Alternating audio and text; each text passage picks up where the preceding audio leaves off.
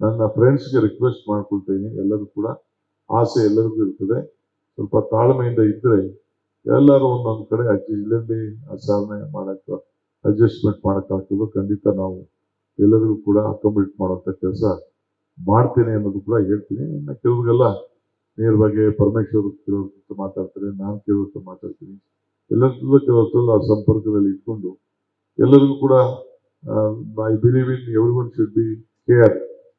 ಇವತ್ತು ನಾವೆಲ್ಲರೂ ಕೂಡ ಗೌರವ ಕೊಡಲೇಬೇಕಾಗ್ತದೆ, ಆ ಕೆಲಸ ಕೂಡ ಮಾಡ್ತೀವಿ. ಇಷ್ಟನ್ನ ಇವತ್ತು ಫಸ್ಟು ಕ್ಯಾಬಿನೆಟ್ನಲ್ಲಿ ಮೈನ್ ಬರದ ವಿಚಾರ.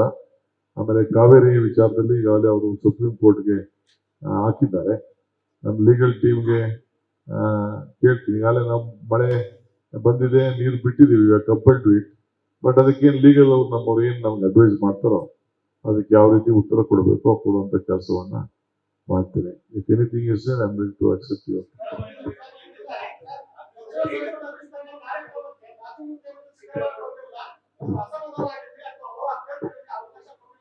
ನೋಡಪ್ಪ, ನಾನು ಅವರು ಎಲ್ಲ ಕೂತ್ಕೊಂಡು ತೀರ್ಮಾನ ಮಾಡಿರೋದೆ.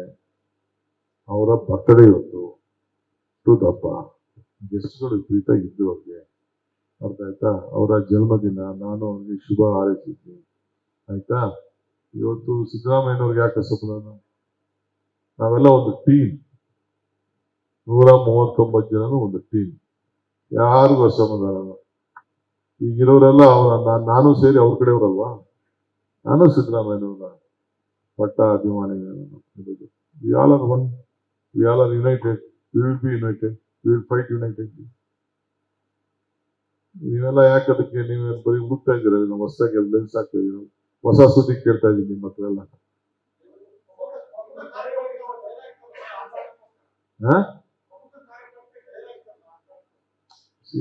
ಪಾಪ ಅವರು ಬಹಳ ಜನ ಗೆಸ್ಟ್ಗಳು ಮತ್ತೊಂದು ಕೆಲವೆಲ್ಲ ಹೇಳ್ತಾ ಇರ್ತಾರೆ, ಸಿಗದೆ ಹೋದವ್ರಿಗೆ ಸಮಾಧಾನ ಹೇಳ್ತಾ ಇರ್ತಾರೆ. ಅವರು ತಡೀರಪ್ಪ, ಆಯ್ತು, ಟೈಮ್ ಆಯ್ತು, 2 ವರ್ಷ 3 ವರ್ಷ ಮಾಡಿದಿರಿ ಏನು ಅಂತ ಅಂದ್ಬಿಟ್ಟು is doing hour party work. ಖಂಡಿತ ಮಾತಾಡಿದೀವಿ, 5 ಸತಿ ಮಾತಾಡಿದೀನಿ ನಾನು.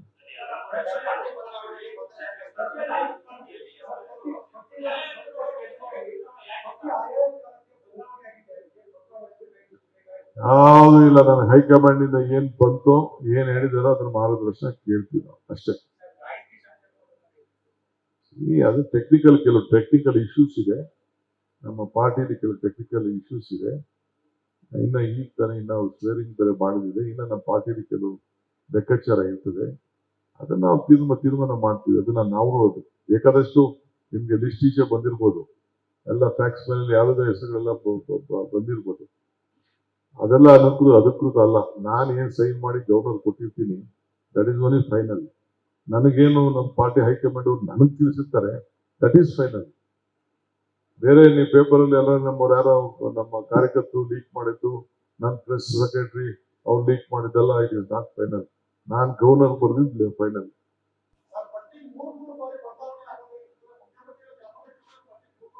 ಎಲ್ಲೂ ಆಗಿಲ್ಲ, ನಿಮ್ ಕಾಣ್ತಾ ಇದೆ ಅಷ್ಟೇ. ಈಗ ಎಷ್ಟು ಹೆಸರು ಬೇಕಾದ್ರೂ ಚೇಂಜ್ ಮಾಡ್ಬೋದು. ನೀವು ಎಷ್ಟು ಮಖಗಳು ತೋರಿಸಿದ್ರಿ 20 ದಿನದಿಂದ? 4 ಕ್ಯಾಬಿನೆಟ್ ತೋರಿಸಿದ್ರಿ ನೀವು. 4 ಕ್ಯಾಬಿನೆಟ್ ತೋರಿಸಿದ್ರಿ.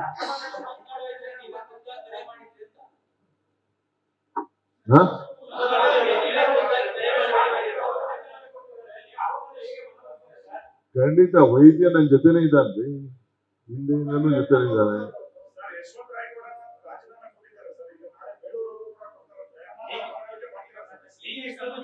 ಇಲ್ಲಿ ನೋವಾಗಿರ್ತದೆ, ನೀವು ನನ್ನ ನೋವಾಗಿರ್ಲಿಲ್ವಾ?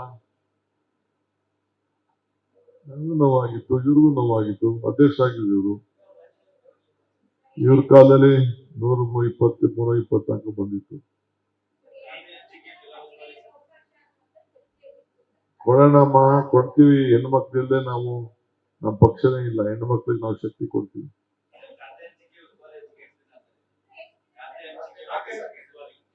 ಫಸ್ಟ್ ಎಲ್ಲರಿಗೂ ಹೇಳಿದೀನಿ, ಇಲ್ಲಿ ಯಾರು ಕಾಯ್ಕೊಂಡು ಕೂತ್ಕೊಳಕ್ ಹೋಗ್ಬಿಡಿ. ಆಫೀಸು, ಮನೆ, ವಾರ, ತುರ ಎಲ್ಲ ಇಲ್ಲಿ ಬಿಟ್ಬಿಟ್ಟು ನಾಳೆ ಒಂದೇ ದಿನ ನೀವು ಕ್ಷೇತ್ರಕ್ಕೆ ಹೋಗ್ಬೇಕು ಅಂತ, ಜಿಲ್ಲೆಗೆ ಹೋಗ್ಬೇಕು ಅಂತ ಹೇಳಿದೀನಿ.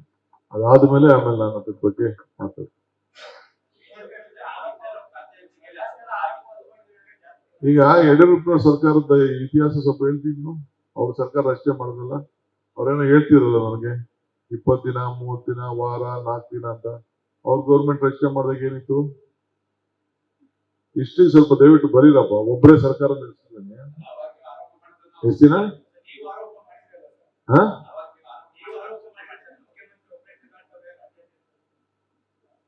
ಅದನ್ನ ನೀವು ಬರೀರಿ ಅಂತ ನಿಮ್ಗೆ ರಿಕ್ವೆಸ್ಟ್ ಮಾಡ್ತೀನಿ.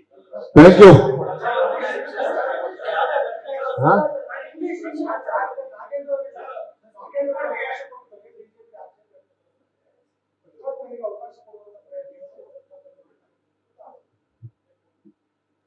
ಅದಕ್ಕೆಲ್ಲ ಈಗ ಒಂದೇ ದಿನಕ್ಕೆ ಉತ್ತರ ಕೊಡೋದು ಬೇಡ, ನಿಮ್ಗೂ ಸ್ವಲ್ಪ ಇರ್ಲಿ.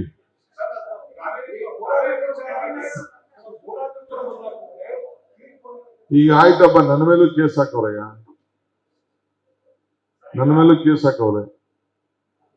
ನಾ ಚೀಫ್ ಮಿನಿಸ್ಟರ್ ಮಾಡೋರಲ್ಲ ನಮ್ಮ ಪಾರ್ಟಿಯವರು, ನನ್ನ ಮೇಲೂ ಎಲ್ಲ ಭ್ರಷ್ಟಾಚಾರ ಕೇಸಲ್ಲಿ ಹಾಕಿಲ್ವಾ? ಜೈಲಿಗೆಲ್ಲ ಕಳಿಸಿಲ್ವಾ? ಯಾರಾದ್ರೂ ಹೇಳಿ, ನಾನು ಬೇರೆಯವ್ರ ಸ್ಟೋರಿಗಳನ್ನು ಹೇಳು ನಾನು.